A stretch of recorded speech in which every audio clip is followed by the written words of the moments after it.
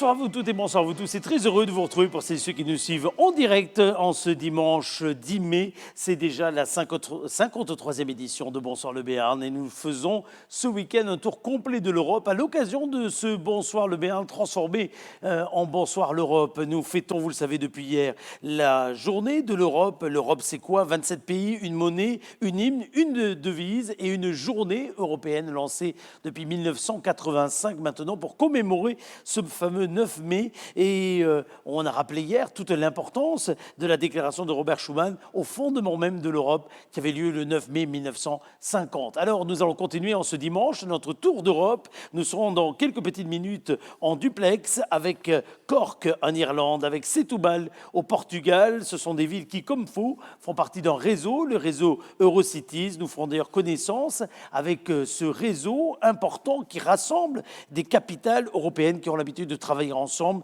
Nous ferons le point sur ce qu'est le réseau Eurocities en compagnie de Jean Lacoste, adjoint à la culture, de Valérie Demangel, en charge des relations internationales à l'agglomération Pau Béarn-Pyrénées. Et nous serons en duplex avec Bruxelles, aux côtés de Nicolas Wattauer, qui sera avec nous et qui est la coordinatrice de ce réseau. Bienvenue donc. Nous allons commencer cette émission avec tout d'abord un zoom particulier sur ce qui fait aujourd'hui la force de l'Europe, l'un de ses points forts, le réseau Erasmus. Et nous allons retrouver dans quelques instants une association qui regroupe les étudiants d'Europe présents dans 500 villes, 40 pays différents. Son porte-parole ici sur ce territoire est William Lagache. On le retrouve après le jingle que voici.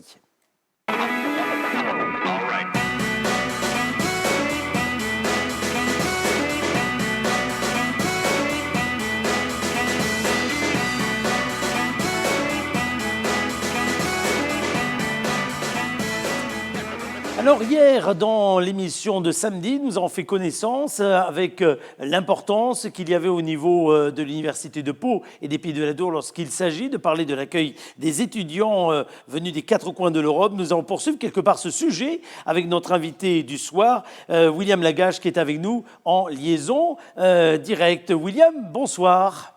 Bonsoir Eric, bonsoir tout le monde. Bonsoir William, alors vous êtes le porte-parole d'un réseau qui se veut être le plus grand réseau étudiant d'Europe. Présentez-nous celui-ci, Erasmus Student Network. Alors pour être précis, je ne suis pas le représentant du réseau dans son intégralité, mais disons que je suis le représentant au moins de la section paloise du réseau, de l'antenne paloise du réseau, mais ce qui est déjà pas mal. Ce qui est déjà pas mal, William. Voilà. Alors en fait, le réseau Erasmus Student Network, c'est un réseau qui a été créé il y a 30 ans, et exactement, ça va faire 30 ans cette année. En fait, il a été créé quelques années après le célèbre programme Erasmus, que tout le monde connaît, qui est aujourd'hui un des symboles finalement de la solidarité qui existe entre les Européens notamment. Et en fait, pour schématiser, pour résumer de manière très brève, ce qui s'est passé, c'est que lorsqu'on a envoyé les premiers étudiants dans leurs villes d'accueil à l'étranger, les premiers étudiants Erasmus, il y avait un peu un sentiment de, je vais être vraiment très trivial entre guillemets, je veux dire larguer un peu les étudiants dans les villes, dans leurs villes d'accueil, et donc il fallait des gens pour les accompagner. Et en fait, la création du réseau s'est faite à partir de l'idée que qui mieux que des étudiants et des jeunes pour accueillir d'autres étudiants et d'autres jeunes. Donc l'idée, ce qui se passe dans les entre 400 et 500 villes d'Europe, c'est d'avoir en fait une association qui puisse accueillir ces étudiants, mais qui soit composée elle-même d'étudiants ou de jeunes, qui soient en mesure justement de les accueillir, de leur présenter la ville, et aussi de les mettre en relation les uns avec les autres. Voilà. Alors qu'est-ce qui vous personnellement d'ailleurs vous a motivé pour rejoindre ce mouvement et pour rejoindre ce réseau ? Alors en fait, c'est très intéressant parce que souvent les gens qui sont membres de ce réseau, c'est souvent des gens qui étaient déjà en Erasmus avant. Par exemple, des étudiants français, dans le cas de Pau, des étudiants qui étaient à l'UPPA, qui sont partis 1 an ou 6 mois à l'étranger en Erasmus et qui sont revenus. Moi, c'est absolument pas mon cas. J'ai justement jamais eu l'occasion de faire un Erasmus, mais ça m'a toujours passionné et ça m'a toujours intéressé de pouvoir aller justement aller vers les autres. Et c'est aussi grâce à ça que j'ai découvert en fait les différents programmes de mobilité qu'il y avait. Il n'y a pas que les étudiants qui sont concernés par ESN et par Erasmus, il y a aussi le volontariat. Et pour faire écho à mon histoire personnelle, l'année prochaine, je vais partir en Estonie en tant que volontaire, pendant 1 an. Donc c'est justement ça aussi qui m'a donné envie, et c'est aussi une occasion de découvrir la richesse. Pau a la chance d'être une ville internationale, et en fait les gens ne se rendent pas forcément compte ici à quel point Pau attire énormément de monde de toute l'Europe, et du coup on découvre énormément de gens, des étudiants Erasmus, voilà. Donc ça concerne pas que d'ailleurs les Erasmus, ça concerne aussi les volontaires qui sont dans l'équivalent j'allais dire, du service civique, les stagiaires qui sont dans les entreprises Absolument. du Béarn. Et puis aussi, on a aussi par exemple les assistants de langue qui viennent pour apprendre et qui sont j'allais dire, dans notre tranche d'âge finalement. On se veut le plus inclusif possible. Vous avez relancé en fait l'antenne paloise en 2018, vous et d'autres hein, autour de vous. Mais là, vous comptiez, je crois, avant la période du confinement, sur une campagne qui allait permettre de recruter des personnes pour venir renforcer vos rangs et puis donc permettre cet accueil, ces visites, cette promotion hein, de la mobilité internationale dont vous venez de parler. Qu'en est-il finalement? Alors justement, l'idée en fait, c'est que tout fonctionne évidemment sur du bénévolat. On arrive en fait en complément de ce que font des associations et des services que vous avez déjà vus, notamment avec l'université, avec l'association Piste Solidaire. Nous, on arrive en complément, c'est-à-dire qu'on est bénévole, donc il faut qu'on ait des bénévoles pour organiser ça. Et en fait, en septembre 2018, on avait entre 8 et 10 bénévoles qui étaient vraiment actifs.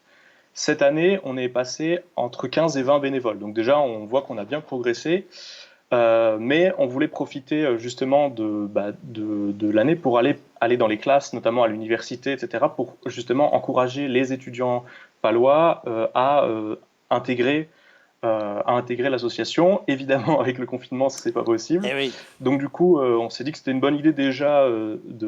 Pour ça d'ailleurs on vous remercie de nous laisser la parole, parce que ça nous permet d'avoir une petite, j'allais dire une petite audience. Et puis voilà, du coup, ce qu'on va faire, c'est surtout de le faire, j'allais dire, en ligne. Donc on invite, et j'en profite encore pour passer le message ici. Si vous êtes intéressé, si vous êtes un jeune palois ou étranger que vous voulez rejoindre le réseau, vous pouvez nous contacter sur nos réseaux sociaux, sur Facebook et Instagram notamment, et on se fera une joie de vous présenter le réseau, de répondre à toutes les questions. Voilà. Avec donc on voit ces adresses ici même qui s'affichent au fur et à mesure de votre intervention. Ça peut prendre combien de temps finalement lorsqu'on s'engage dans le réseau et auprès de l'association?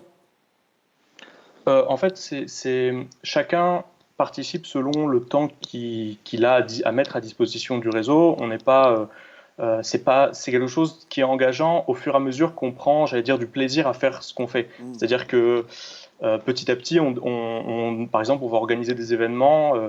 Moi, par exemple, j'ai programmé avec des amis de l'association. Juste avant le confinement, on est parti faire une sortie avec les étudiants. On est parti leur montrer le château de Morlan, qui se situe dans le nord du Béarn. Et pour moi, j'habite à côté. Pour moi, c'était vraiment, ça me motive énormément en fait finalement, parce que ça nous engage. Et en fait, ces gens-là, on devient amis avec les étudiants. En fait, hein. Moi, maintenant, j'ai ma meilleure amie qui habite dans un village en Italie à 3000 km de chez moi.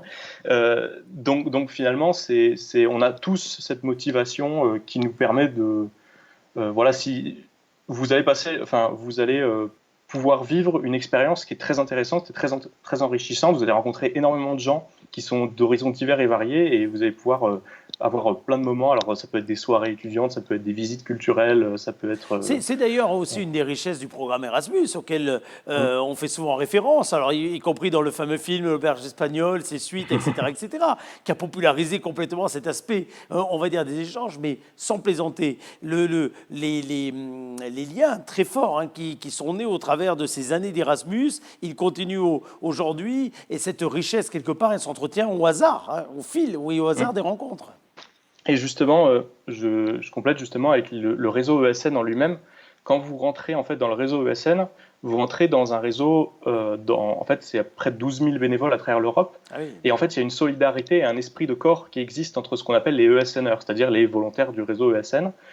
Donc typiquement, nous, on est proche des associations ESN de Toulouse et de Bordeaux, puisque c'est géographiquement proche. Mais on est aussi jumelé avec la section ESN à Koblenz en Allemagne.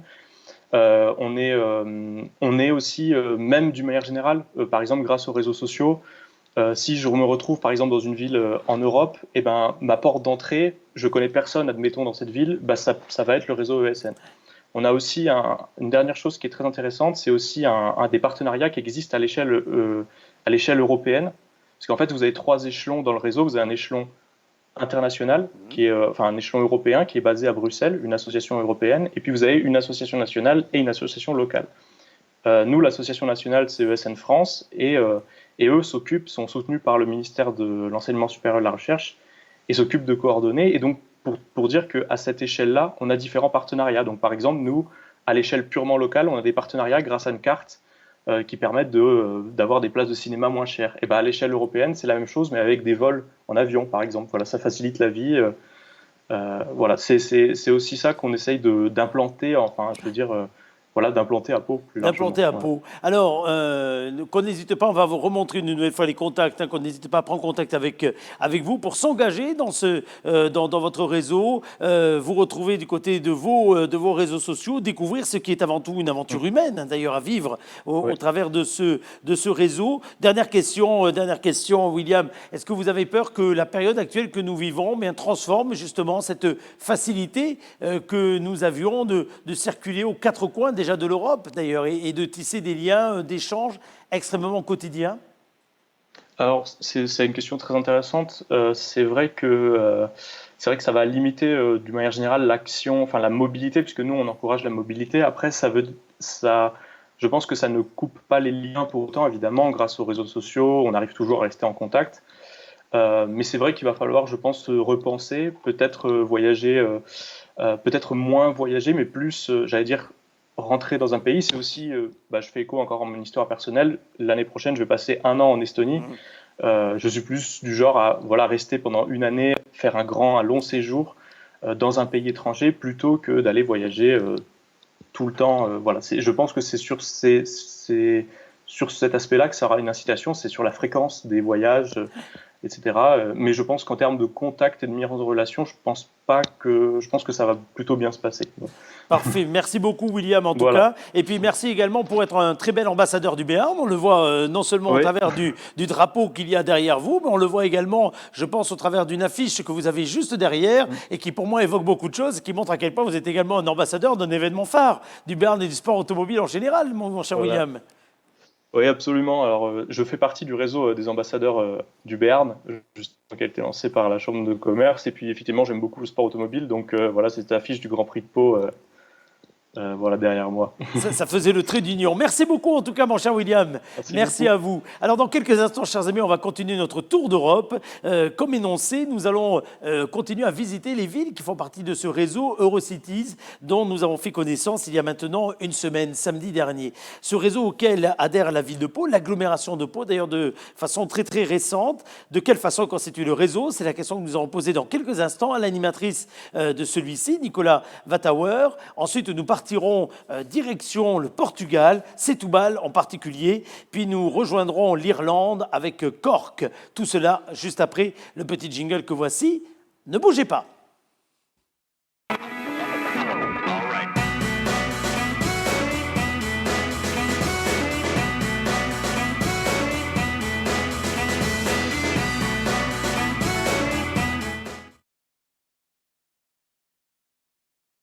Alors nous continuons, comme nous vous l'avons dit, ce week-end consacré à l'Europe. Et ce week-end va nous amener encore une fois aux quatre coins finalement de l'Europe. Et au travers de cette visite, nous allons visiter également le réseau Eurocities, duquel fait partie dorénavant l'agglomération de Pau. Pour évoquer ce réseau, Jean Lacoste nous a rejoint ici en plateau, adjoint à la culture.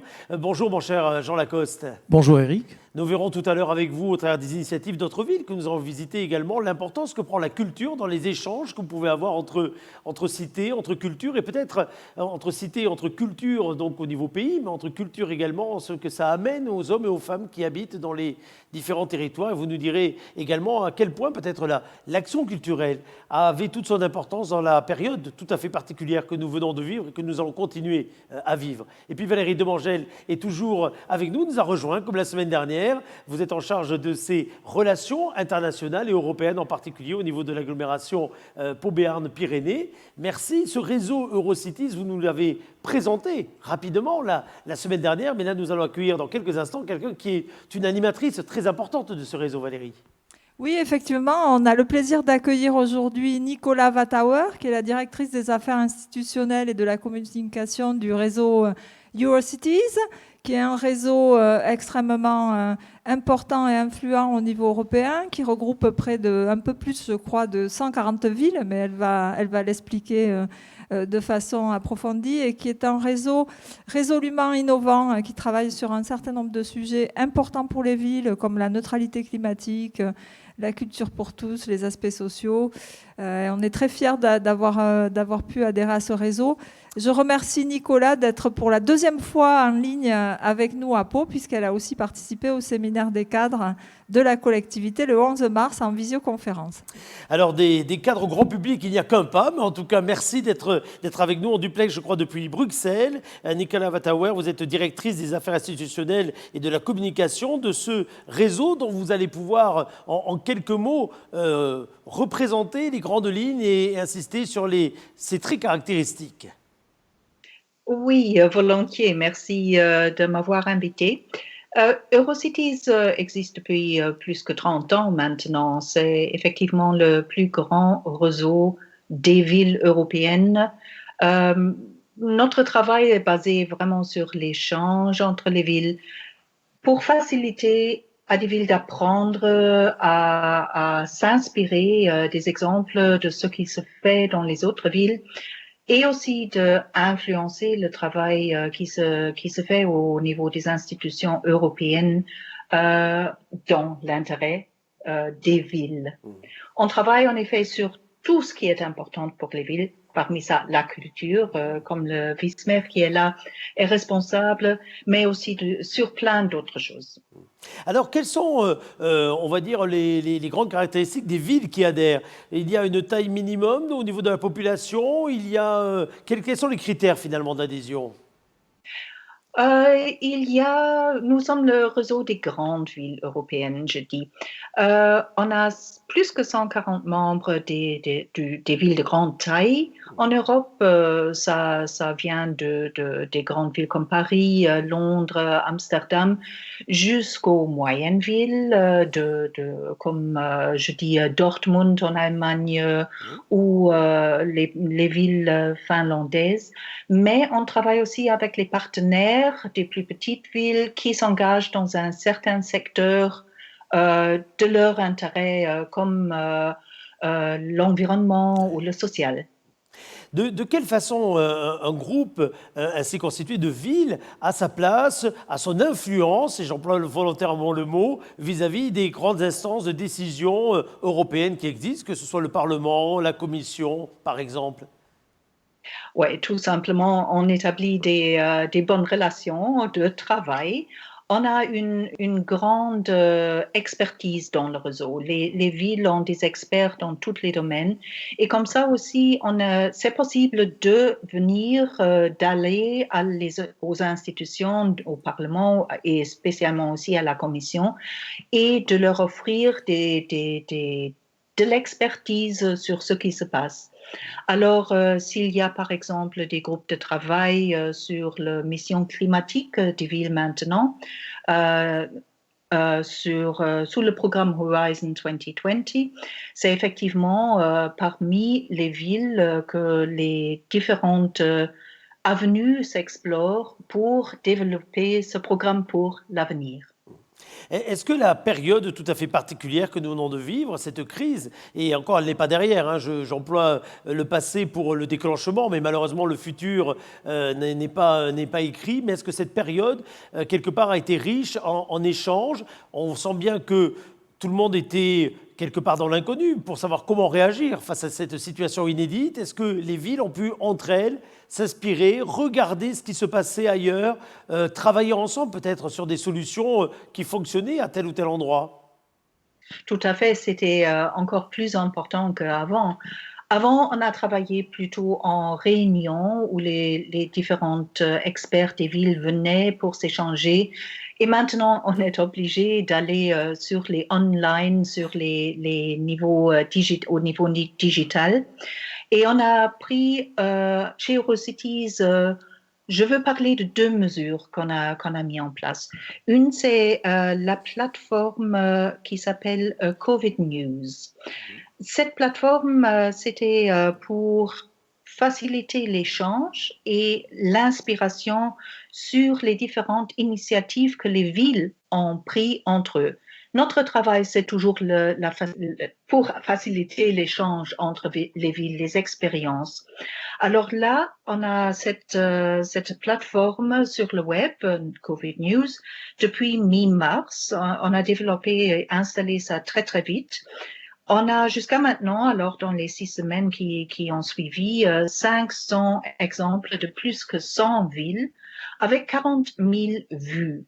Alors ça veut dire aussi qu'il y a un intérêt énorme et le grand atout de ça, c'est pas seulement l'inspiration, mais aussi les contacts que les villes peuvent prendre. Il y a toujours un numéro de contact, un email de contact là. Alors ça vient de justement votre initiative du TV Web de Pau, le cinéma mobile de Madrid ou par exemple aussi un exemple ou des exemples sur la distribution de nourriture, ça vient d'Édimbourg, Osman Ghazi en Turquie, de Toulouse, la distribution de nourriture pour les isolés et les personnes vulnérables. La deuxième chose qu'on a fait, ça s'appelle des City Dialogues. Ça sont des dialogues directs entre les experts des villes. On organise ça en vidéoconférence sur l'impact du Covid que ça a eu dans les villes. Alors c'est pour, par exemple, sur la mobilité. Comment est-ce que les villes organisent les transports en commun? Qu'est-ce qu'ils vont faire pour faciliter les contacts avec les personnes âgées qui sont confinées? Et ça, maintenant, évidemment, on arrive aussi à un point qui est très important. Comment est-ce qu'on va sortir de cette situation? Qu'est-ce que les villes mettent en place pour sortir du confinement et de relancer l'économie locale? Tout ça, ce sont des sujets où il y a un grand intérêt, évidemment, continuer à échanger entre les villes membres d'Eurocities. Demain, on a un City Dialogue sur l'impact socio-économique du Covid. Et la semaine prochaine, c'est une conférence, un City Dialogue sur le futur du travail et l'impact sur le monde de l'emploi. Alors, justement, les thèmes qui sont au niveau actuel. Absolument, et qui sont au cœur de l'actualité et qui vont le rester. Chez nous en France, question supplémentaire, chez nous en France, cette crise a montré l'importance qu'avait la taille d'une ville, le rôle d'une ville dans la prise de décision personnelle par rapport à la réponse au Covid-19. Est-ce que vous qui êtes en liaison avec toutes les villes d'Europe, vous ressentez quelque part la même logique, la même importance d'avoir des décisions certes nationales, après les internationales, mais les nationales, et puis des décisions au plus près de la population, bref, au niveau des villes? Je pense que ça dépend vraiment d'un pays à l'autre. Il y a des grandes différences dans comment les pays ont géré ça.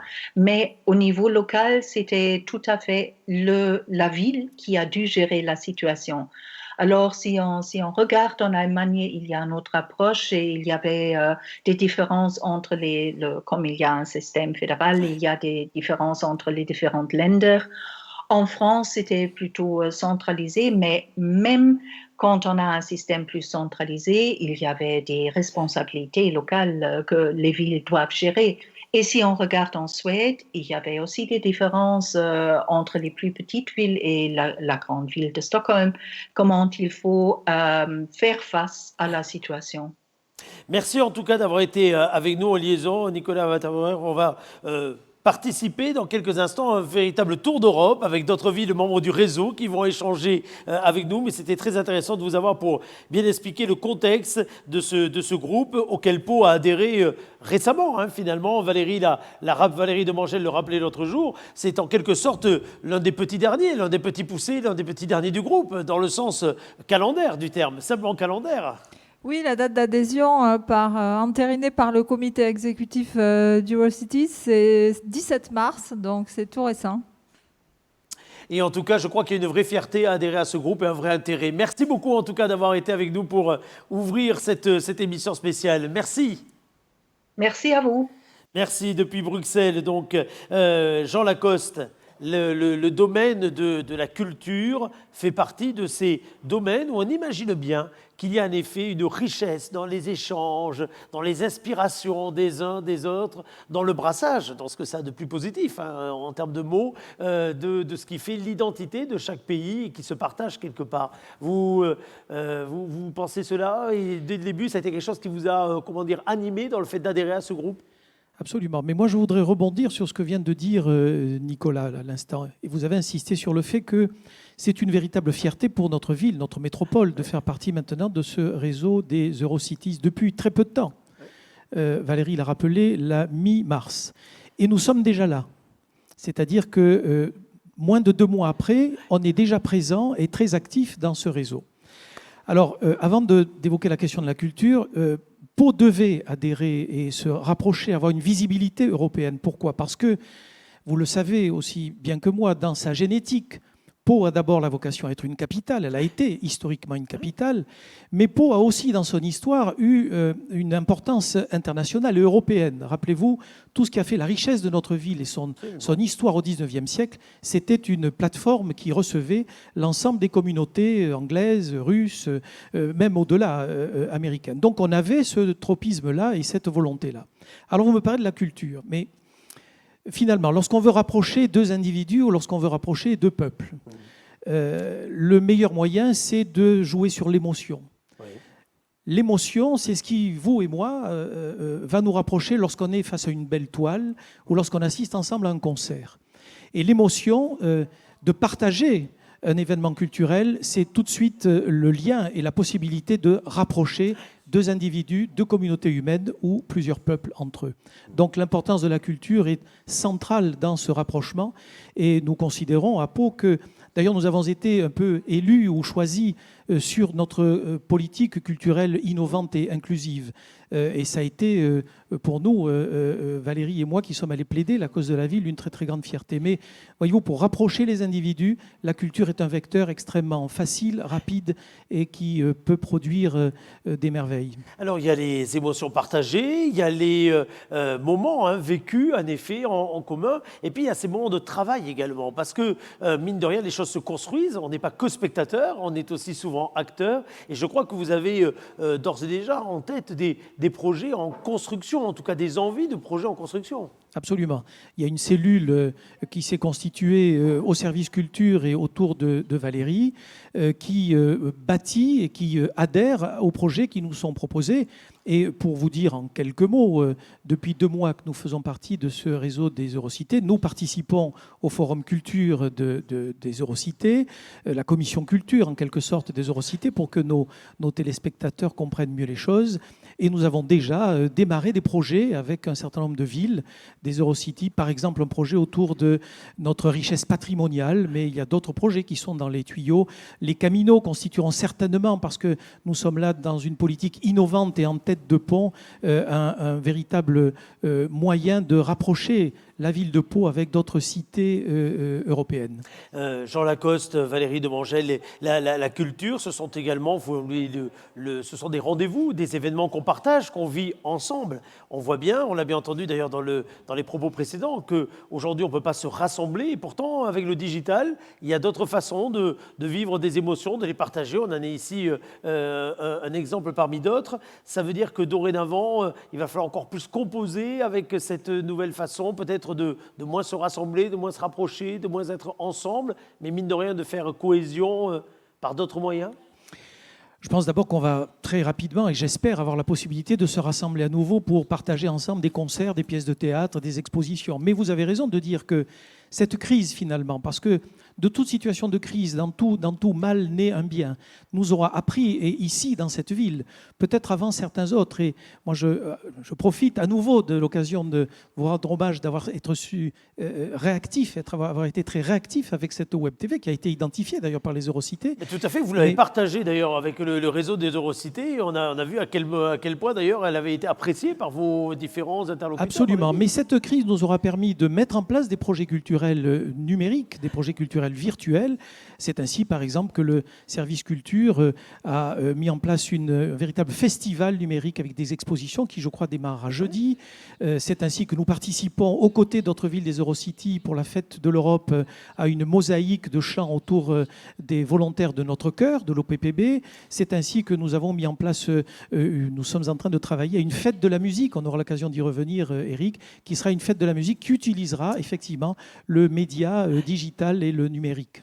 Alors nous allons profiter également de ce média digital et numérique pour faire un tour d'Europe. Alors ça ne vaut pas les décors, les parfums, les émotions qu'on peut vivre lorsqu'on atterrit sur le sol d'un pays, mais ça vaut mine de rien une belle visite virtuelle et de beaux échanges. Nous allons partir en Irlande avant de partir au Portugal. Merci beaucoup en tout cas Jean Lacoste d'avoir été parmi nous pour cette émission. Alors Valérie, nous allons partir du côté de la capitale de l'Irlande, à Cork précisément. Celle qui se désigne comme la capitale. Celle qui se désigne absolument comme la capitale, tout à fait. Je ne parle pas forcément institutionnellement parlant d'ailleurs. Oui. Avec plusieurs intervenants qui vont nous rejoindre et qui doivent être en ligne avec nous. Nous devrions être en ligne avec Denis Barrette, qui est le coordinateur de la Learning City. C'est un label de l'UNESCO d'ailleurs, du côté de Cork, et qui est coordinateur en ce moment de la cellule de crise qui a été mise en place pour répondre au Covid-19. Il est accompagné de David O'Brien, qui est coordinateur des sujets relatifs à la rénovation urbaine. Ils sont en liaison avec nous. Et puis nous avons également Juliette Crollet qui travaille également au cœur de la ville et en particulier au niveau des relations, je crois, internationales, qui est avec nous en liaison simplement téléphonique. Nous n'avons pas le plaisir, malheureusement, de la voir dans ce multiplex qui va pouvoir s'afficher d'ailleurs sur grand écran et qui nous permet ainsi de converser avec les uns et avec les autres. Et autant tout à l'heure, nous avons pu apprécier le talent en français de Nicolas qui était avec nous. Autant là, nous allons mener, ma chère Valérie, des entretiens qui vont être en anglais, en français, anglais. Je vais avoir besoin de vos talents de traductrice et je vais avoir besoin de toute la patience de nos interlocuteurs pour pouvoir permettre cette jonction dans les langues et dans les langages. Et d'abord, vous souhaitez peut-être, Valérie, souhaiter la bienvenue à nos amis ici, quasiment dans les conditions du direct en France. Welcome. Thank you very much, Cork, David and Dennis, to be with us. Really, we thank you and we are delighted to welcome you in Pau. Merci beaucoup d'être avec nous. Nous sommes ravis de vous accueillir, David et Denis, et on va donc démarrer cet entretien. Bonjour à vous. Alors, on n'a pas de son apparemment. Si, ça y est. Les mains se lèvent, le temps qu'on ait un petit délai. Peut-être, nous allons commencer par nous offrir. Vous nous avez offert déjà un cadeau que l'on va partager. Je crois qu'on a quelques images de Cork. Ça va nous permettre de partir voyager chez vous, au moins par les images. Regardons ce sujet, puis ensuite nous conversons avec vous.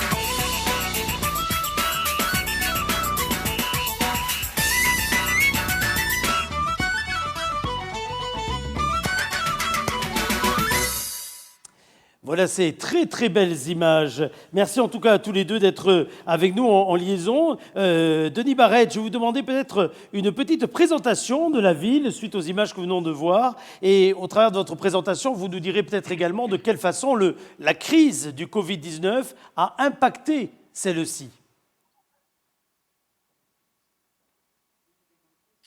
Hello, everybody, and we're so pleased to join you today.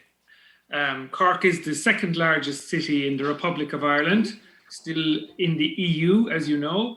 We're a proud city with our own identity, and we are in friendly competition with the capital city of Dublin. So we call ourselves the real capital of Ireland. We're on the south coast of the island, a port city with a strong connection to France. Our ferry goes directly to Brittany each summer, and we very much miss the connection this year between the French people who visit here and our people who visit you. The situation regarding COVID-19 in Ireland is that so far we have over 1,300 deaths up to yesterday, with a total of almost 22,000 confirmed cases.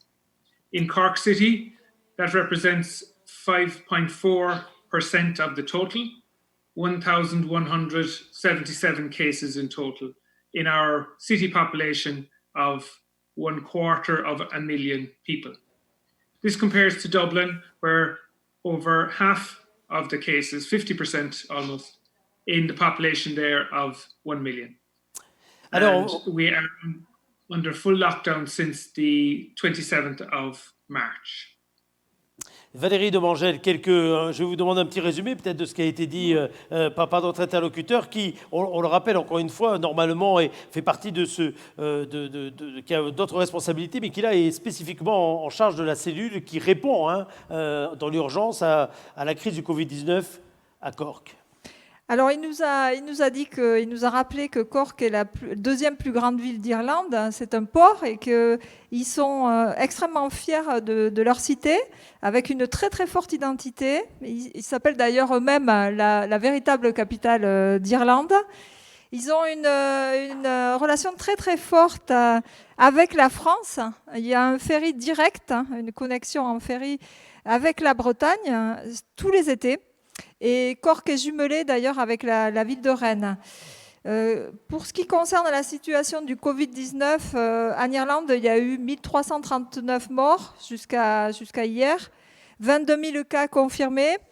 La ville de Cork a eu 1177 cas, ce qui fait à peine 5,4% dans une population de 250 000 habitants. Pour comparer avec Dublin, la moitié des cas sont à Dublin avec une population d'1 million d'habitants. Donc là, ils sont sur une courbe décroissante au niveau des morts. Et donc, ils sont sous confinement strict jusqu'au 27 mars. David O'Brien, très concrètement, est-ce que vous pouvez nous parler de quelques initiatives économiques ou sociales qui ont été mises en place au niveau de la ville, très rapidement, en réaction d'ailleurs avec cette crise? Hi everybody, glad to be here. I suppose in Cork City Council, we have an interagency emergency response committee where a lot of stakeholders, the police, the health and voluntary emergency service for a city level are all involved. And for a community level response, there was a forum.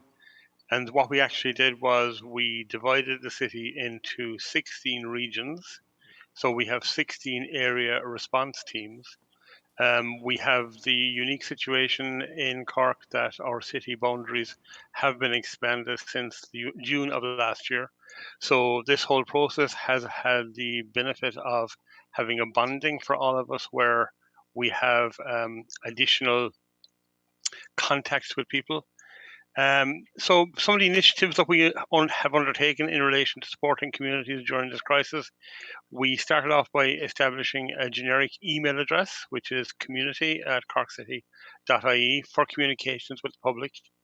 We created a master list from all our community contacts, including resident associations, community associations, local community bodies and voluntary groups. And we have in Ireland a body called the Public Participation Network, which has part of a connection from communities into the political process. So basically, we used all of the networks that were at our disposal, both governmental and non-governmental organizations and interagency groups. And what our aim was to channel information and communicate with citizens of the city with the onset of the COVID outbreak. Our very first message included information on current public health guidelines and a reassurance to our citizens that we were still open for business and available and contactable and would be going forward, which is a promise that we have always kept up. We invited volunteers to come forward to support what is locally called a Meals on Wheels service, which is providing meals to people who are isolated or alone. A local friendly call service where people who are alone or who may not have family networks are contacted regularly by volunteers who build up a rapport with them and try and combat any kind of isolation. So you can arrange to have regular calls with Friendly Call, and the volunteer connections with people have made sure that lines of communication are always kept open. So we targeted our messaging, breaking down the national community responses into a more manageable, targeted message so as not to overload communities and not to cause extra anxiety to people. Over the course of the few weeks, we have redeployed many of our key members of our team. I'm one of 4 who anchor an office where previously there were possibly 24 or 5 people, many of them now who are working in various elements of the response. They're working in the Health Service Executive, which is our health authority, community departments, linking with voluntary agencies, and again, going back to those 16 original teams, there is input at all levels from various people on those teams. The whole process has worked very well. As I say, we have developed local area teams, which comprise of city council, community staff, again, health service people, community wardens, whom we have in our communities here, community Gardaí, which are our police, and more local active groups who have the local knowledge to allow us to determine the area-based needs, because all of the 16 areas, even though they are within city boundaries, all have slightly different needs. Obviously, we have established video conferencing, and regularly our teams meet once a week to catch up and to link in to try and alleviate any problems that come up. In terms of sporting and cultural areas, the interesting thing is that one of the key players in the communities were the sporting groups, who very quickly rallied around and were the vehicles by which people were given meals, and because of lockdown situations, pharmaceutical supplies, trips to shops, all those kind of things. So it has very much brought out the community aspect of the whole process. Merci David O'Brien. Alors, on a bien entendu, on a bien compris, mais il va falloir également votre traduction, ma chère Valérie, qu'il y avait des aides sur mesure, qu'il y avait des actions très concrètes qui avaient été faites pour des publics, y compris parmi les plus démunis, les livraisons de repas ou autres qui ont été évoquées, et puis cette logique d'avoir une information sur les bonnes pratiques qui a été finalement assez vite délivrée, mais je vous laisse peut-être rentrer dans le détail d'un ensemble de dispositifs, en tout cas très concrets, on le sent, qui ont été mis en place de façon très pragmatique. C'est quelque part le maître mot. Oui, tout à fait. En fait, Cork a réuni immédiatement une cellule de crise avec effectivement un certain nombre d'instances et de départements qui ont participé à cette cellule d'urgence, la police, la santé. Ils ont aussi très vite souhaité mobiliser des volontaires. Alors, ils ont choisi, comme vous le disiez, Eric, une organisation très pragmatique en divisant l'agglomération en 16 quartiers, en 16 districts, de façon à pouvoir avoir une réponse sur mesure dans ces districts. Donc, les bénévoles se sont manifestés par rapport à ces districts. Ils ont créé une adresse mail générique pour qu'on puisse entrer en relation avec eux. L'objectif étant, bien évidemment, surtout pour les personnes seules, de pouvoir garder un lien et les faire prendre contact rapidement pour répondre à leurs demandes. Ils ont aussi édité sur le site une liste avec l'ensemble des contacts utiles. Et puis, ils ont aussi repris la cartographie des associations, des associations de quartier, des bénévoles pour pouvoir coordonner cet ensemble d'acteurs de façon extrêmement efficace. Donc, à l'heure actuelle, effectivement, bon, ils ont diffusé des messages aussi sur tout ce qui était protocole sanitaire, hein, pour rassurer aussi énormément les citoyens de la ville. David nous disait qu'il souhaitait attirer l'attention sur l'implication des bénévoles. C'est vrai que c'est extrêmement important. L'appel au calme aussi et à la sérénité. Et il nous précise que le process fonctionne très bien avec des instances très impliquées et une coordination de l'ensemble des acteurs toutes les semaines. Alors, on va parler maintenant de déconfinement et des reprises de l'activité. Messieurs, nous, c'est quelque chose qui nous intéresse au plus haut point parce que dans quelques heures à peine, les élèves chez nous vont reprendre le chemin de l'école. Vous allez nous dire peut-être, Denis Barrette, de quelle façon vous vous êtes organisés. Que se passe-t-il au niveau des écoles? Est-ce que ça rouvre? Est-ce que ça rouvre pas de votre côté? Et puis, on va se poser ensuite une deuxième série de questions pour l'assouplissement du confinement, qui ne se dit pas comme ça, je crois, chez vous. Mais on va commencer par les écoles, parce que chez nous, c'est un sujet brûlant. Est-ce que chez vous, les élèves, les étudiants, les tout-petits, les plus grands, vont retrouver le chemin de l'école? Thank you. Yes, since the schools closed in March the 13th, all the classes are now online and students are accessing all their schoolwork every day on various devices. The plan is to reopen in September or October if COVID-19 is under control by then. University exams and also even graduations are also conducted online. And some schools have had their end of year awards to celebrate their year's activities also online. The big challenge is for the final year second level state exam, which is still being planned to start on July 29th, but the government is yet to finalize the details of this. One of our big events in the year is our annual Lifelong Learning Festival, and that was postponed from before Easter, and we are planning to hold that in the autumn, hopefully to coincide with the end of the emergency. During this pandemic, we have a national online well-being campaign, all to do with a person's mental health and physical health, and a range of activities, including arts and creativity, connecting with each other, learning, and sport are all being conducted online, with a focus on older people who are isolating, but also on our youth. Effectivement, contrairement à nous, en Irlande, donc les écoles sont fermées jusqu'au 13, depuis le 13 mars et ce jusqu'à septembre-octobre. Donc évidemment, ils ont pris des mesures, les Britanniques et en général les pays du Nord sont très en avance sur tout ce qui est digital learning. Ils ont pris des mesures pour pouvoir travailler en ligne, y compris pour les examens qui sont maintenus mais en ligne. À l'heure actuelle, ils attendent des consignes de l'État pour pouvoir finaliser les examens qui devraient démarrer le 29 juillet avec les modalités donc en cours de définition.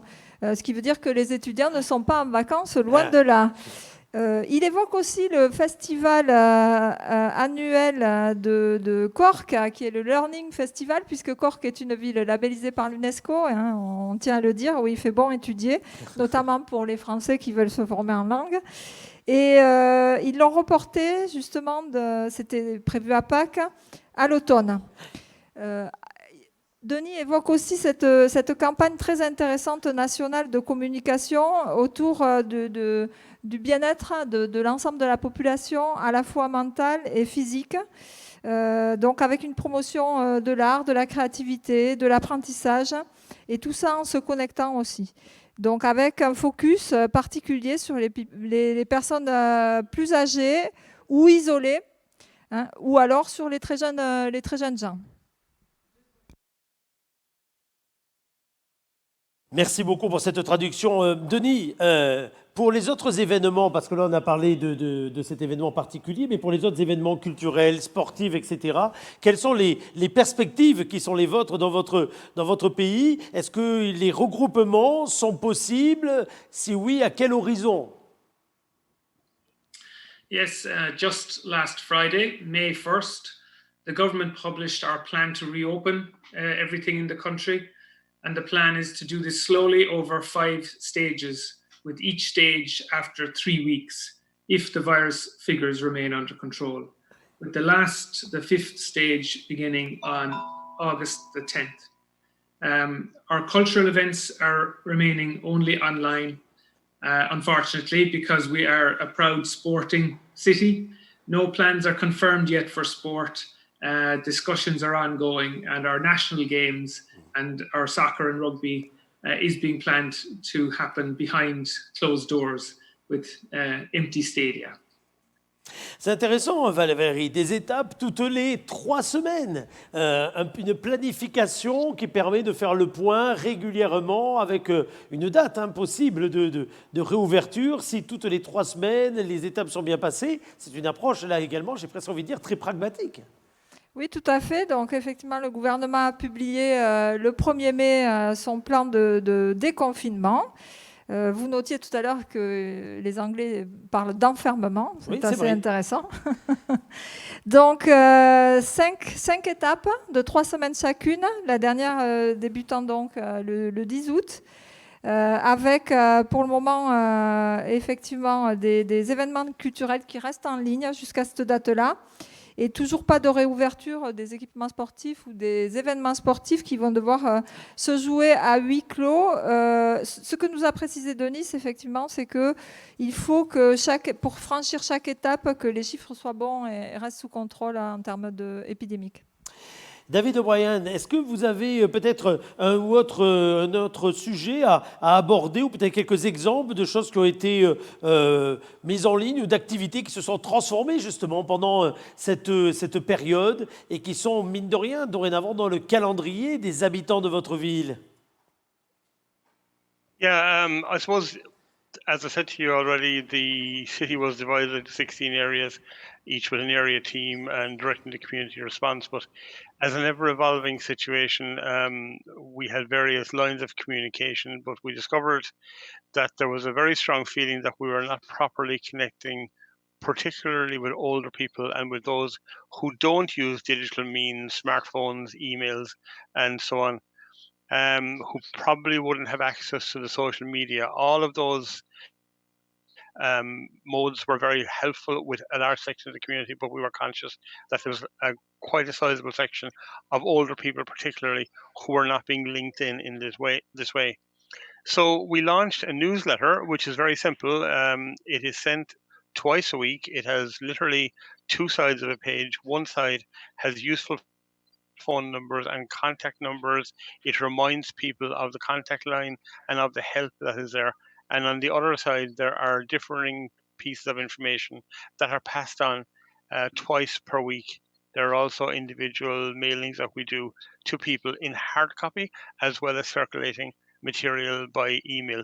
Our email list alone is probably up around 700 or 800 different email contacts. But again, we weren't reaching those people who don't have access in that way. So, as I say, the relevant contact for them, again, are measures to alleviate anxiety, keep them linked in, to use physio, movement strategies, a whole range of concerns, health, crime prevention, safety, updates from government, fitness, and everything in between. Again, just to try and keep people contacted. And it keeps people in contact so those who are in that situation don't feel abandoned. On sent bien que c'est très volontariste, ma chère Valérie, là-bas. Oui, et puis un focus vraiment, enfin une approche extrêmement sociale. On le voit bien, ne laisser personne sur le bord du chemin, ne pas se sentir abandonné. C'est comme ça que concluait ses propos David. Donc, il insiste sur tout à fait ces personnes qui n'ont pas accès aux réseaux sociaux, qui n'ont même pas de smartphone, avec cette newsletter qui est éditée chaque semaine, des mailings individuels personnalisés aussi, d'une attention importante portée aux autres. Évidemment, ceux qui ont plus de 55 ans, qui font l'objet d'une approche un peu plus soutenue, et puis ce qu'il appelle lui le cocooning pendant la crise, pour vraiment donner à chacun l'impression qu'il est entouré. Donc je crois on sent bien l'identité et l'ADN de la ville à travers ce témoignage sur cette réponse sociale à la crise. Merci beaucoup, en tout cas, avec beaucoup d'exemples très concrets qui ont été donnés par nos deux interlocuteurs, que l'on va retrouver ensemble pour une dernière intervention. À moins que vous ayez une dernière question, Valérie, à leur poser. Sinon, on va les remercier, évidemment, chaleureusement du temps qu'ils ont passé peut-être avec nous. Yes, Denis, want to conclude perhaps over the overall response, and you had two words of conclusion, because we're running out of time, so we have to conclude. If you want, thank you. Yeah, I want to thank you for hosting this event. It's wonderful to connect with you. Our response to COVID has brought a strong sense of community and solidarity, and that's where neighbours help each other. We would see ourselves as neighbours with you in France, and we need to work together.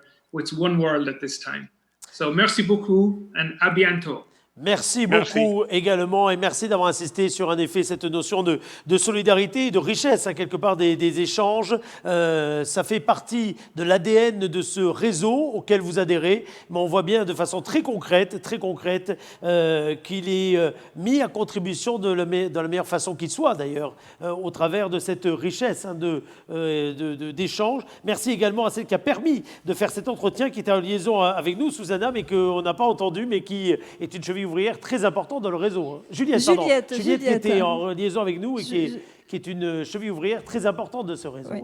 Donc effectivement, Denis a insisté sur ce sentiment de solidarité, et il a dit en mot de conclusion qu'il se sentait très proche des Palois, donc je crois qu'il faut le dire. On a beaucoup de projets en commun avec la ville de Cork dans le domaine sportif, qui est un de leurs points forts, ou dans le domaine social. Donc on sera amené à les revoir, nous l'espérons, à Pau. Merci beaucoup.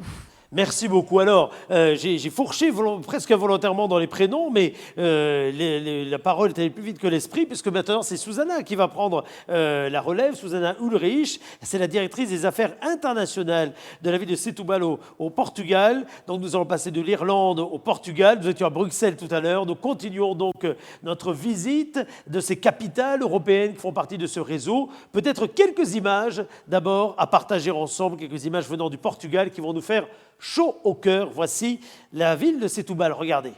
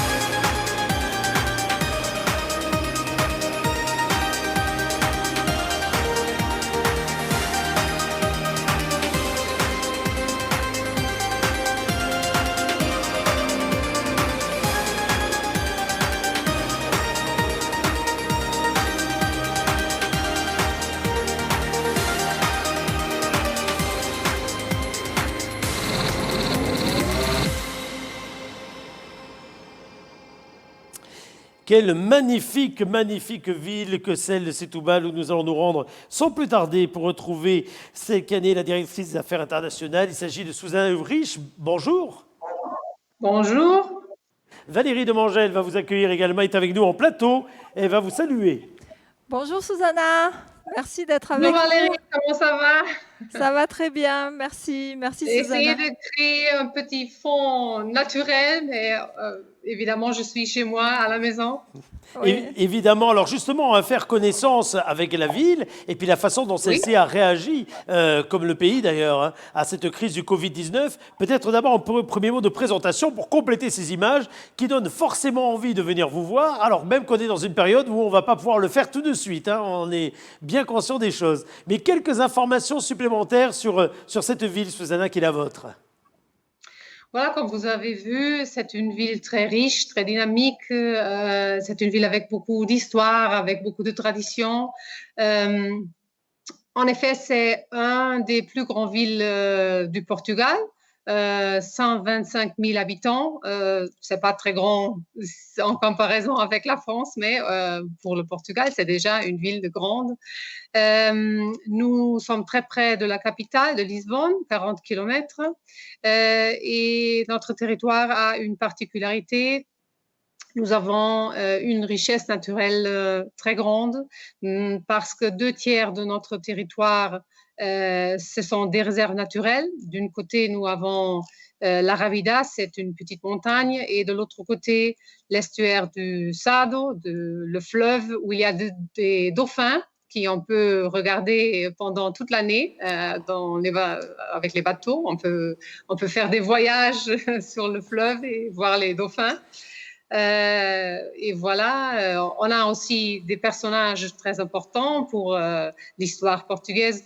Une de ces personnages, en effet, a une liaison avec la France. C'est Bocage, notre grand poète, qui est né à Setúbal et sa mère était française. Donc, on a déjà des liens avec les Français. Et en effet, on a vérifié qu'il y a chaque fois de plus en plus Françaises qui viennent vivre à Setúbal, pas seulement les gens qui sont retraités, mais aussi des gens qui sont actifs, qui ont leurs petites affaires, qui travaillent ici, qui ont leurs enfants ici aux écoles et tout ça. Susanna Ulrich, la crise du Covid-19 a été un choc également très fort dans votre pays. Quel est aujourd'hui l'état d'esprit? On est pratiquement 2 mois maintenant, hein, après les mesures dures qui ont été également prononcées. Quel est l'état d'esprit chez vous aujourd'hui? Bon, voilà, on a eu un temps très difficile comme toutes les villes en Europe et par tout le monde parce qu'on était fermés, les rues étaient désertes et c'était vraiment un scénario d'un film apocalyptique. Dans ce moment-là, depuis lundi, les choses sont devenues différentes parce que on a commencé le déconfinement. Ah oui. Donc, on a déjà ouvert les bâtiments principaux de la mairie, dans l'hôtel de ville et d'autres. Les petits magasins sont ouverts et donc on commence doucement à reprendre l'activité, mais le gouvernement, évidemment, a fait un calendrier de 15 en 15 jours. On va augmenter cette ouverture et voilà. Il faut voir, on espère qu'il n'a pas une seconde vague de cette pandémie. Ouais. Mais dans ce moment-là, je pense que les gens sont optimistes et ils sont très contents de pouvoir finalement se rendre au dehors, pas seulement pour faire des courses, mais aussi pour se promener avec les enfants et tout ça. Ça a été, Susanna Ulrich, ça a été un confinement qui a été bien suivi, bien accepté facilement par la population, où il a fallu, de la part des gouvernements, des services de l'État et ou de la ville, mettre en place des sanctions. Comment ça a été perçu, d'abord, ces annonces de confinement? Je pense que en général, les gens ont respecté très bien les règles imposées par le gouvernement et aussi par la municipalité. La municipalité n'a pas l'autorité de sanctions. C'est évidemment la police qu'il faut faire ce contrôle et qui l'a fait. Mais nous aussi avons aidé. On a fait une communication très forte avec la population pour garantir que les règles soient respectées et que les gens restent à la maison. Donc, oui, c'est ça qu'on a fait. Et je pense que les gens ont respecté ces règles d'une façon très volontaire et agréable, et on n'a pas eu des grands problèmes ici à Setúbal. Vous avez mis en place également, je crois, des actions, notamment vis-à-vis des publics les plus fragiles, entre guillemets, ou ceux qui sont peut-être dans ces moments-là les plus en difficulté.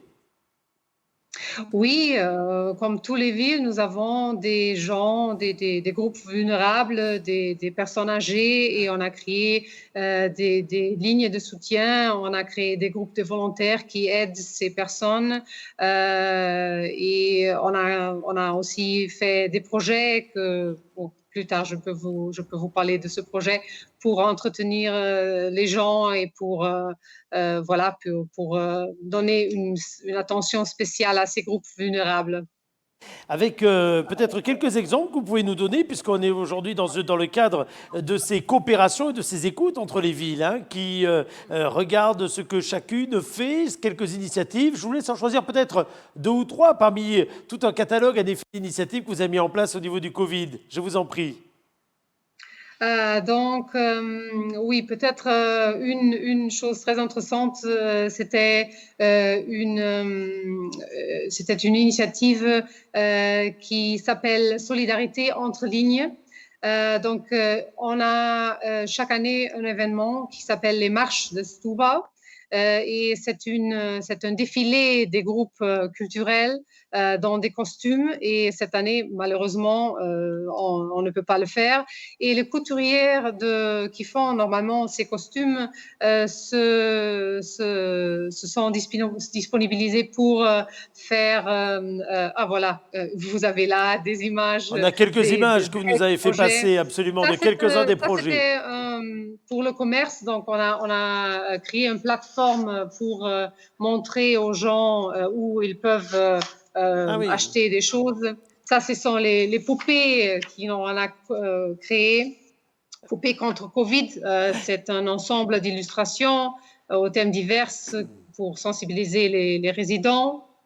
C'est très bien fait, en tout cas. Conseils pratiques, tout ça. Ça, c'est une chose très importante. Donc, on a toujours, chaque jour, publié les données de l'autorité de santé locale sur les cas enregistrés dans la ville. Et ça sert surtout pour éviter les rumeurs, les fausses informations qui se trouvent très facilement dans les réseaux sociaux aujourd'hui. Donc, c'était très important. Là, nous avons, c'était un autre projet qui s'appelle les Zéros contre Covid. Ce sont des témoignages des protagonistes, des femmes et des hommes qui sont à la pointe de la lutte contre la pandémie et qui ont parlé de leur expérience, de leur travail, des difficultés, donc qui ont montré les images, comment tout ça se déroule dans ce moment à Setúbal. Après ça, c'était une autre initiative, le mot de l'ambassadeur. On a un groupe de gens, de personnes qui contribuent à la diffusion du bon nom de Setúbal, et on leur a demandé aux plus connus de laisser quelques mots de réconfort, de parler de leurs souvenirs d'histoire de Setúbal. Ça, c'était Setúbal à la maison avec l'art. C'était pour soutenir les artistes locaux. On a demandé aux artistes de chanter de leur balcon, de faire des transmissions live online. Et c'était aussi un divertissement pour les gens. Ça, c'était le projet que je vous ai parlé avant. C'est cette solidarité entre lignes. Donc, ce sont les couturiers qui ont commencé à faire des masques et des équipements de protection parce que, comme je vous ai dit, c'était pas possible de faire Eh oui. le défilé qui a été prévu en juin. Et ces femmes, dans ce moment-là, ils sont 63 femmes qui font ces masques et ces équipements de protection pour les professionnels de santé.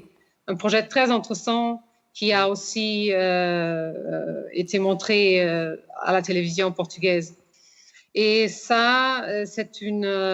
voilà, on a créé un website avec un résumé des lignes d'assistance accordées par le gouvernement.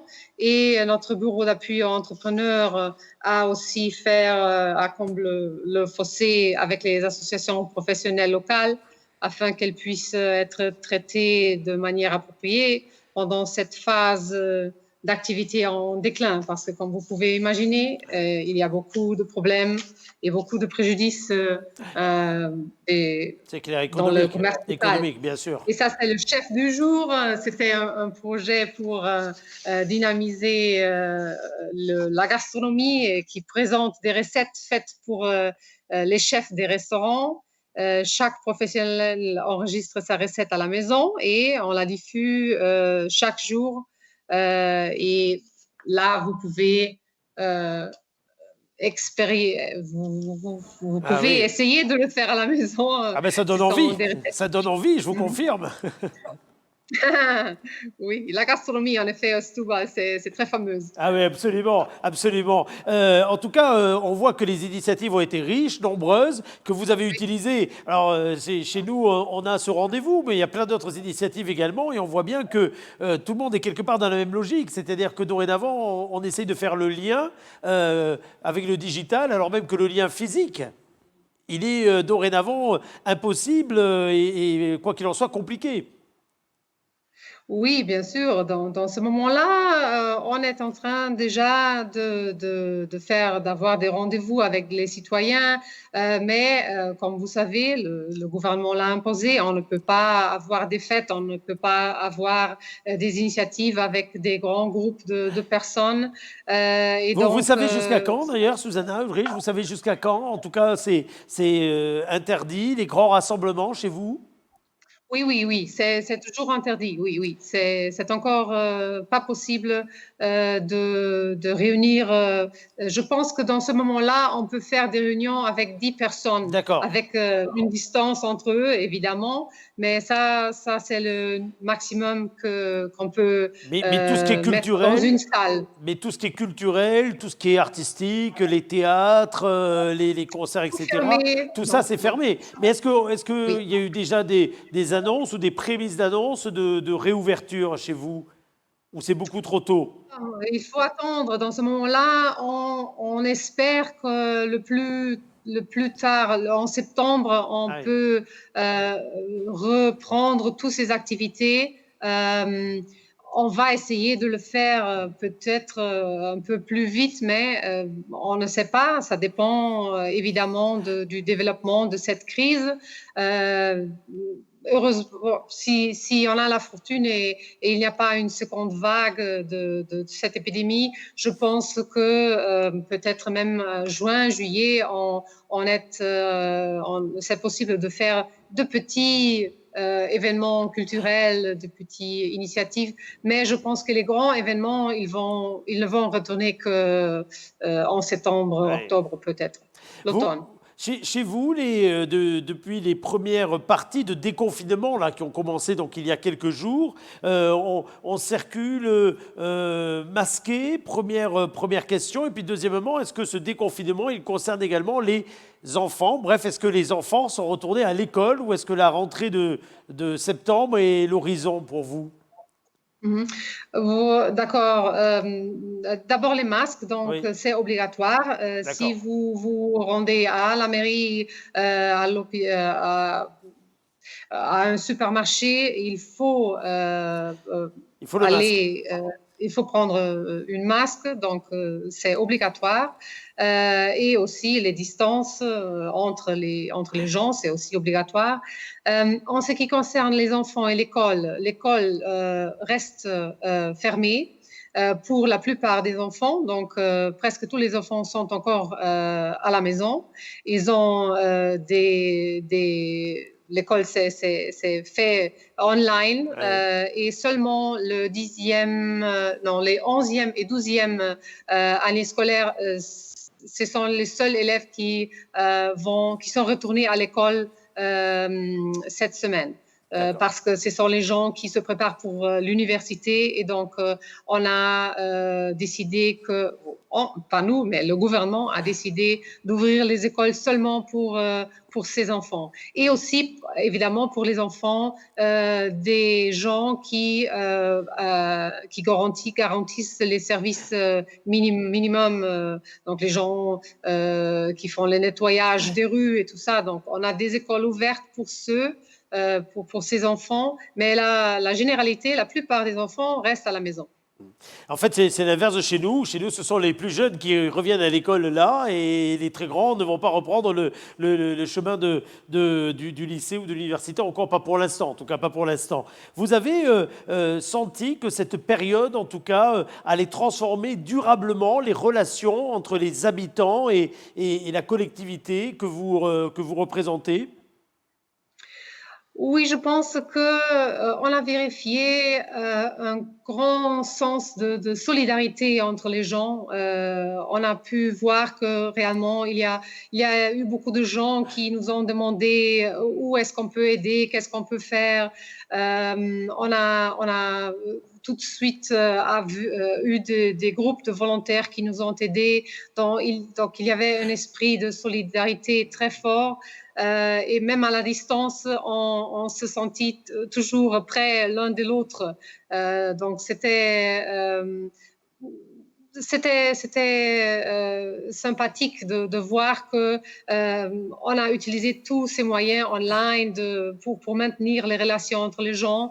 Et aussi, nous, à la mairie, on a fait les possibles à travers des lignes téléphoniques, à travers online, voilà, de maintenir les relations avec nos citoyens et de donner des mots de confort et de les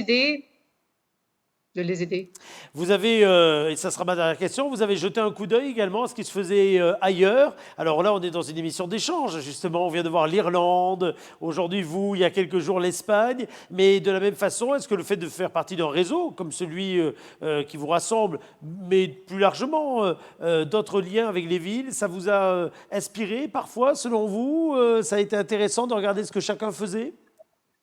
Oui, bien sûr. En effet, je ne sais pas si vous l'avez déjà dit, mais Pau et Setúbal sont jumelés il y a 30 ans. C'est vrai, d'ailleurs, vous faites bien de le rappeler, absolument, c'est vrai. Oui, c'est vrai. Et on a beaucoup de villes jumelées avec lesquelles on a parlé évidemment, pour partager des expériences, pour écouter des bonnes pratiques qu'ils ont mises en place. Et nous sommes aussi dans d'autres réseaux, comme par exemple le Forum pour la sécurité urbaine. Ils ont fait aussi un travail ensemble avec tous les services de protection civile des différentes villes. Et oui, nous avons évidemment essayé de parler avec tous nos partenaires dans les réseaux pour savoir comment faire les choses, comment les faire d'une façon bien faite et évidemment pour partager des expériences. En tout cas, merci beaucoup d'avoir partagé la vôtre plutôt avec nous pendant quelques instants et au cœur de cette expérience, parce que cette émission est une forme d'expérience à elle toute seule. Donc merci Susanna Ulrich. Un dernier mot peut-être de la part de Valérie Demangel. Susanna, et puis à bientôt pour de nouvelles collaborations entre nos villes. Merci beaucoup. Bonne continuation. De rien, je vous en prie. Merci beaucoup. Eh bien, merci ma chère Valérie de nous avoir proposé ce tour de quelques capitales supplémentaires. On ne va pas s'en arrêter là parce qu'il y a encore d'autres villes, etc. à visiter. Et la période que nous entamons maintenant, qui est certes une période assez différente finalement à vivre que celle du confinement, on voit bien que tout le monde a les yeux tournés vers le déconfinement, quelle que soit la façon dont on l'appelle, en tout cas une nouvelle étape, hein, quelque part. Mais on sent bien que pour chacun, on l'aborde également et des façons assez différentes, même si dans les points communs que l'on entend bien, c'est pas de grands rassemblements, pas de grands moments culturels, festifs, d'ici un long moment, et en tout cas d'ici le mois de septembre. Hein. Ça, c'est le fil rouge de chacun des témoignages qu'on a eu jusqu'à présent. Oui, effectivement, sur l'ensemble des pays européens donc, qui participent à la dynamique et des villes qui sont associées, 25 pays, en Europe, on est sur des règles de distanciation claires avec pas de rassemblement. Avec des nuances toutefois sur certains pays qui imaginent dès la rentrée pouvoir faire des événements culturels mais en cercle plus restreint, à moins de 100 personnes, et d'autres qui pour le moment diffèrent l'intégralité de leurs événements. Je crois que la période de déconfinement, elle va aussi donner lieu à de nombreux échanges, comme on en a eu un certain nombre déjà avec le réseau Eurocities, comme le précisait Nicole, mais aussi la Commission européenne, puisque systématiquement, quand nous sommes en réunion d'échange entre villes, un membre de la Commission européenne participe aux échanges pour pouvoir aussi adapter les financements. On a vu la réponse financière européenne a été importante, et ça s'est fait aussi avec un fort dialogue avec les villes. Donc cette période de déconfinement, elle va donner lieu à justement un benchmarking de pratiques. On a déjà travaillé sur la mobilité. Milan, Budapest et Vienne ont considérablement aménagé leurs règles de mobilité pour éviter les flux de personnes. On va travailler aussi sur l'impact économique avec une conférence à venir demain en présence de l'OCDE pour essayer de voir comment on peut éviter au maximum les conséquences de l'impact économique sur l'emploi et quelles mesures peut prendre la Commission européenne. Donc vous le voyez, ces échanges, ils sont importants parce que nous sommes les villes sont des acteurs de terrain, des acteurs de proximité. Et contrairement à ce qu'on peut penser, la Commission européenne et les institutions européennes ont grandement besoin du regard de proximité pour pouvoir adapter leur action et faire du sur-mesure. Je ne sais pas si c'est contrairement à ce qu'on peut penser, mais en tout cas, cette réflexion va dans le bon sens. Merci beaucoup, en tout cas, Valérie Devanger, d'avoir été avec nous. Merci à tous nos interlocuteurs à Bruxelles, en Irlande, mais également au Portugal. Nous, on se retrouve dans quelques secondes pour la suite de l'émission. À tout de suite.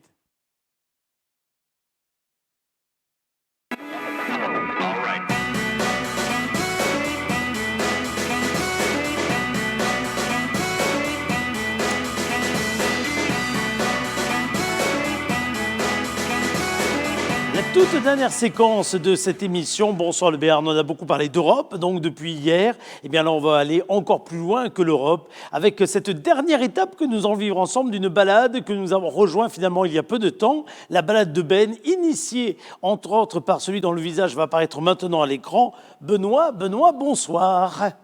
Bonsoir Eric.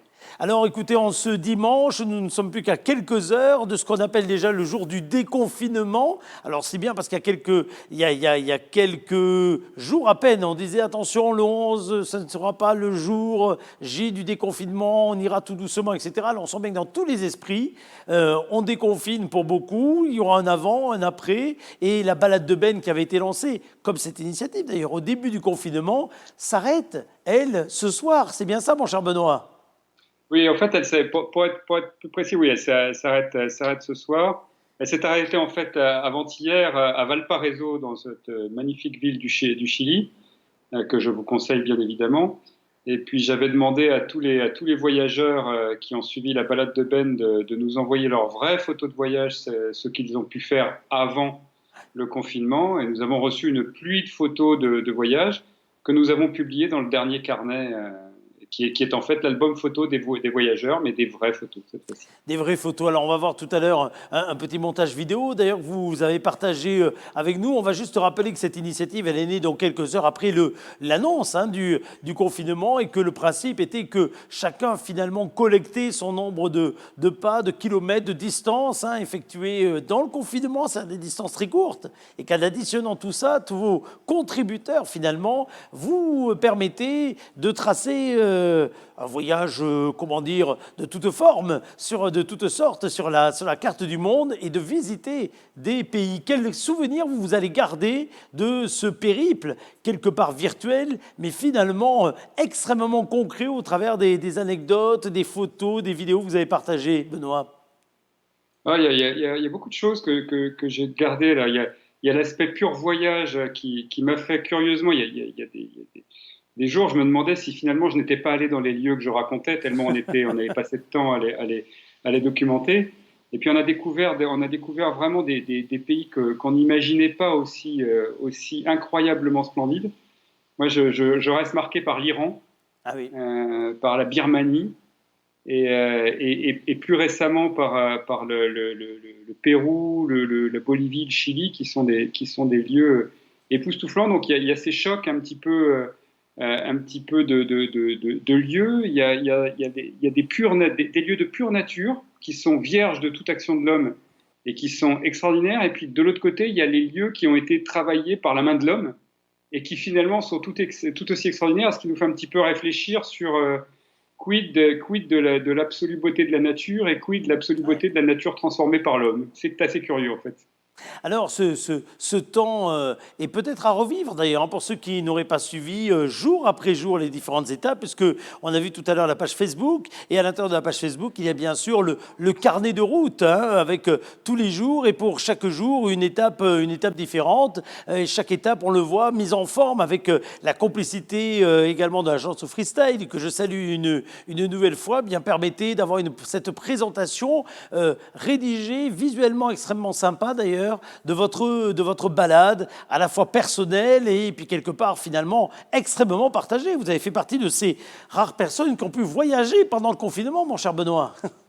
Absolument, on a voyagé, j'ai le plaisir d'avoir fait voyager, et puis j'ai le plaisir d'avoir fait aussi faire de l'exercice à tous ces voyageurs, parce que finalement ils envoyaient leurs kilomètres tous les soirs sur le formulaire qu'on avait créé à cet effet. J'ai reçu plein de petits mots depuis que nous avons arrêté, qui me disait bah écoute Ben, grâce à ça nous on s'est mis à faire du vélo d'appartement, on a commencé à marcher, on a compté nos pas, petit à petit on a augmenté, et ben tu sais quoi, on va continuer.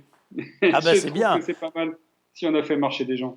c'est super, c'est super. Alors maintenant, l'activité va reprendre, l'activité normale, Benoît. Enfin, encore faut-il qu'elle se soit arrêtée finalement pour votre agence ou pour l'agence Freestyle. Mais demain, dorénavant, vous aurez la tête dans le guidon. Et j'emploie volontairement cette expression parce que dans vos projets, il y a peut-être le Tour de France qui fait partie des étapes, on va dire, marquées par les clients de votre agence.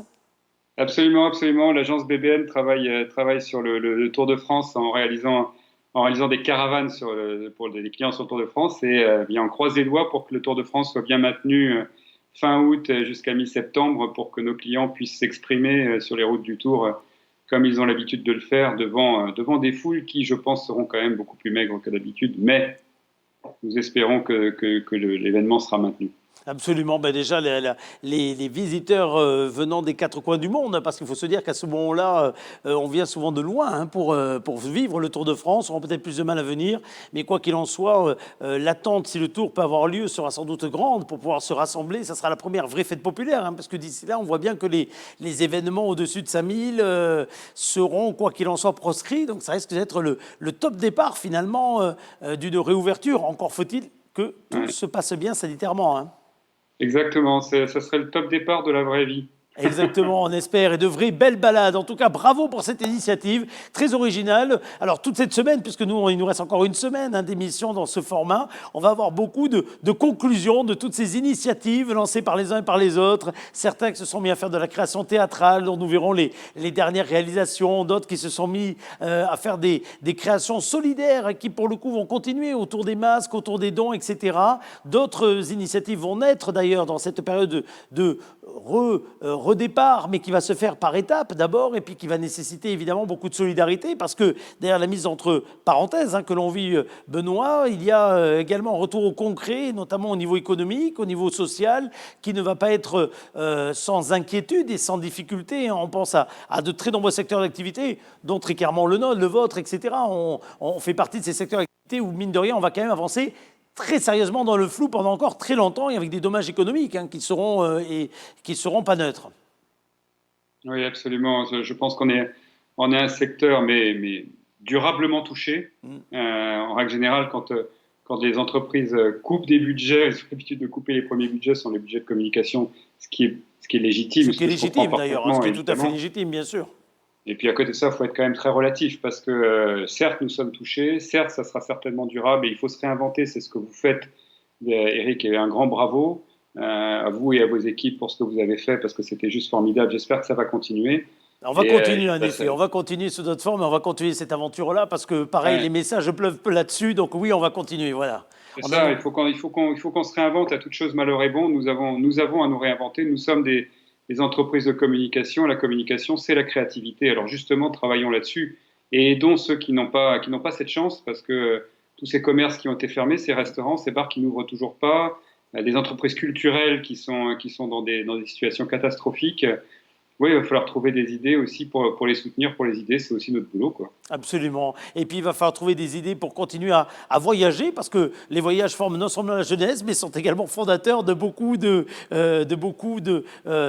d'apports personnels, culturels, extrêmement enrichissants. Et on voit bien que le monde va être pendant encore quelques temps privé de beaucoup de ces échanges, de ces voyages. Des initiatives comme les vôtres, bien, sont de véritables portes ouvertes à la curiosité. Et c'est bien cela le maître mot de tout voyage. Alors justement, on va s'offrir un dernier carnet, finalement, grâce à vous et grâce à vos équipes. Et ça va nous permettre de nous oxygéner à la fois l'esprit. Et pour aller plus loin dans ce voyage, retour sur votre page Facebook donc pour retrouver l'ensemble de ces différentes étapes. Bravo Benoît, en tout cas, pour cette super initiative. Et puis, on l'espère à très, très, très bientôt pour d'autres belles aventures. Merci Benoît. Merci à vous de l'avoir relayé. Avec un immense plaisir. Voici donc le dernier carnet. Regardez.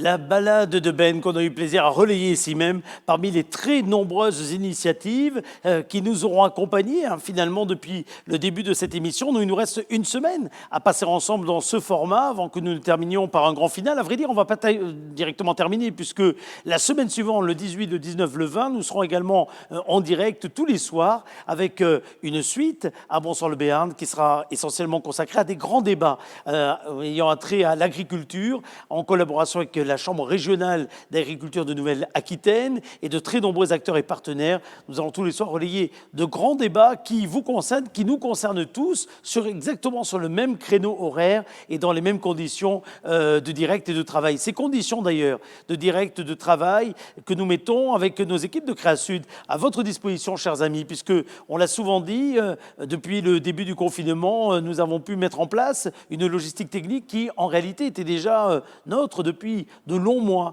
Une conjoncture technique, une conjoncture environnementale nous avait poussé d'ores et déjà à réfléchir à tous ces moyens qui permettent de faire de l'événement à distance. Alors plus que jamais, l'actualité pousse les organisateurs, qu'ils soient de conférences, qu'ils soient de réunions, qu'ils soient de grands rendez-vous, de salons également, à imaginer comment maintenir leurs rendez-vous, y compris à distance. Sachez que nos équipes de Créasud sont là pour répondre à cette demande, à cette attente, avec des dispositifs techniques proches d'ailleurs de ceux que vous suivez sur la chaîne locale.tv. Vous retrouvez d'ailleurs sur la chaîne locale.tv l'intégralité des interviews de cette semaine et en particulier sur le site internet qu'on va voir s'afficher dans quelques instants à l'écran, en particulier l'entretien que nous avons mené ici en plateau mercredi dernier avec le préfet des Pyrénées-Atlantiques, avec l'inspecteur d'académie, entretien qui est toujours d'actualité parce que ce qu'il a annoncé mercredi, juste avant d'ailleurs les annonces le lendemain d'Édouard Philippe, se met en application dès demain. Et dès demain, vous le savez, pour beaucoup et pour la semaine qui arrive,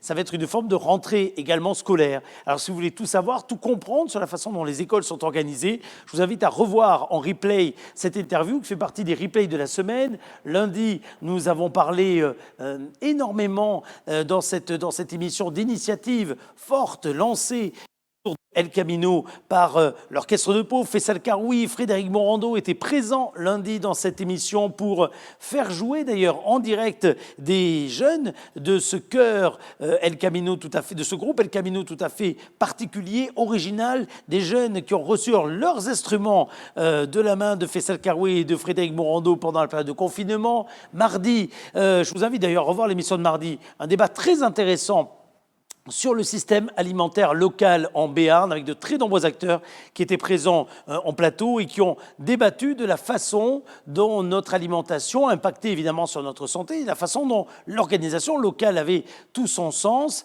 Et puis donc mercredi, l'entretien avec le préfet des Pyrénées-Atlantiques, Eric Spitz, avec le directeur des affaires académiques également qui était présent parmi nous et qui ont fait le point sur tout ce qui concerne cette réouverture, ce déconfinement que l'on attend dès demain. On va voir déjà de quelle façon les choses vont se passer. Quoi qu'il en soit, il faudra que nous restions tous extrêmement prudents, extrêmement vigilants, que l'on reprenne le travail, le chemin de l'école, que l'on soit encore dans des précautions. Il faut que les uns et les autres, nous ayons bien conscience que ce n'est pas parce que demain c'est autorisé que le virus n'est plus là. Loin s'en faut, nous avons la chance d'être dans un territoire qui a été plus épargné que d'autres. Quoi qu'il en soit, la menace est toujours présente, bien présente.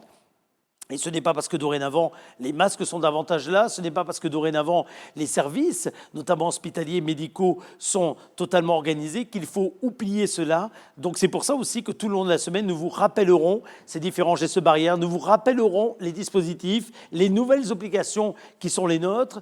Nous pourrons circuler, vous l'avez bien compris, partout dans le département, librement, mais il faudra avoir un justificatif de domicile, toujours sur soi. Nous pourrons circuler également hors de ce département, mais dans un rayon de 100 km à partir de notre habitation. Il faudra évidemment avoir un justificatif de domicile. Il y a plusieurs autres précautions à bien prendre, et notamment toutes les précautions qu'il faudra prendre à partir de demain dans les commerces qui vont rouvrir, dans les différents lieux publics qui vont rouvrir au fur et à mesure des jours, et ce, une fois que toutes les conditions sanitaires et hygiéniques seront seront réunies dans ces différents lieux. Mais il revient à chacun d'être responsable et citoyen, d'être patient également, parce que les files d'attente, à mon avis, n'ont pas fini de voir le jour. Il faudra respecter les distances et la distanciation physique, cette fois-ci, la distanciation physique, les uns avec les autres, faire très attention aux gestes barrières, pensez à se munir de ces fameux masques. Vous avez suivi tout le long de ce week-end les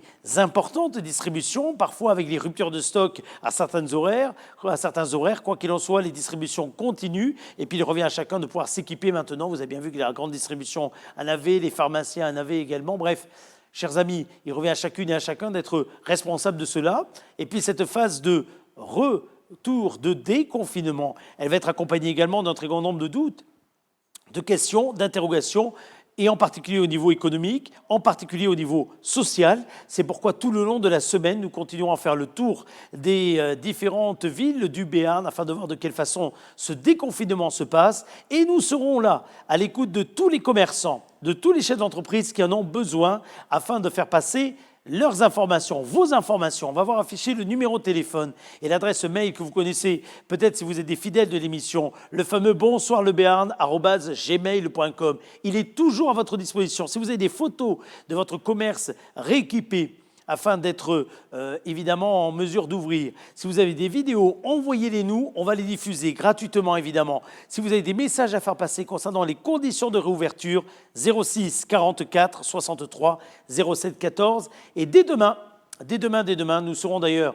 dans les rues de la ville de Pau, mais pas que, afin de vous montrer le retour à la vie, on l'espère, du cœur du centre-ville, avec les premiers commerçants qui vont rouvrir demain, et beaucoup rouvriront en particulier mardi. Mais quoi qu'il en soit, chers amis, on sera là pour cette phase, ensemble donc jusqu'au 15 mai. Je remercie encore une fois toutes les équipes qui produisent cette émission depuis le premier jour, parce que nous en sommes d'ores et déjà à la 53e émission. On va arriver jusqu'à 60, tout rond, 53 émissions produites dès les premières heures du déconfinement, avec des équipes réduites qui, soit dit, n'ont manqué aucune journée, et cela afin de respecter une promesse, celle qu'avec l'équipe de Créa Sud, associée à la ville de Pau, à la République des Pyrénées, à Sud-Ouest, au Sillon, et également nous vous avions fait dès le départ vous accompagner dans ce moment tout à fait inédit et vous proposer pendant 2 heures un lien venant rompre la distanciation sociale ô combien nécessaire au niveau hygiénique et au niveau sanitaire.